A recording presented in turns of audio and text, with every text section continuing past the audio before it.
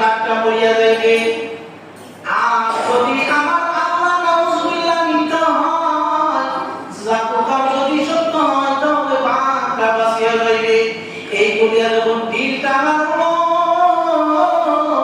সাথে সাথে ভাগ পড়িয়া গেল। সুবহানাল্লাহ। আমার আল্লাহ আছে না? আমার আল্লাহ সব পারে। সুবহানাল্লাহ।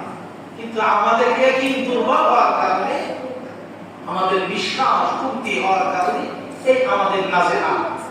আর মুসলমান বিভিন্ন পৃথিবীর আনাচে কানাচে মার খায় কেন? ঈমান দুর্বল হওয়ার কারণে। মুসলমান অস্ত্র নিয়ে কোনদিন লড়াই করতে সক্ষম হবে না, অস্ত্র নিয়ে মানুষের সামনে কাফেরের মোকাবেলা করতে সক্ষম হবে না। ঈমান নিয়ে লড়াই করতে হবে, ঠিক কিনা মুসলমান? বদরের যুদ্ধে 313 জন সাহাবী আল্লাহ তাআলার সৈনিক একেবারে বিজয় লাভ করছে আল্লাহ তাআলার নুসরতে, ঠিক কিনা মুসলমান? আল্লাহর উপরে ভরসা ছিল। আল্লাহ রাসূল সাল্লাল্লাহু আলাইহি ওয়াসাল্লাম যখন করতেছে, কাফেররা ওই রাতে সিদ্ধান্ত নিয়েছিল রাসূলকে আজকে মারা হবে। রাসূল যখন চলিয়া যায়, সূরা কাবির মালিক কিতাবের ভিতরে আসছে, রাসূলকে পিছন দিয়ে ধাওয়া দেয়।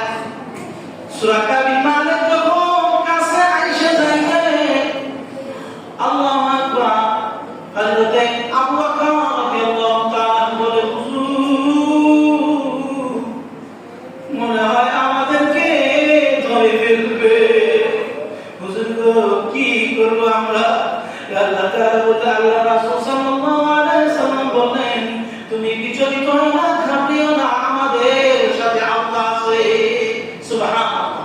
সেই আল্লাহ পারমাণবিক বোমা, পারমাণবিক শক্তি, দুনিয়ার শক্তি যার কাছে বেশি থাকে সে বেশি হারাম দেখায়। কিন্তু মুসলমানের কাছে ঈমানের পারমাণবিক বোমা আছে, ঠিক কিনা মুসলমান? আল্লাহু আকবারের ধ্বনি দিলে রাস্তা সাথে বের হবে, ঠিক কিনা মুসলমান? আমরা তো সেই জাতি।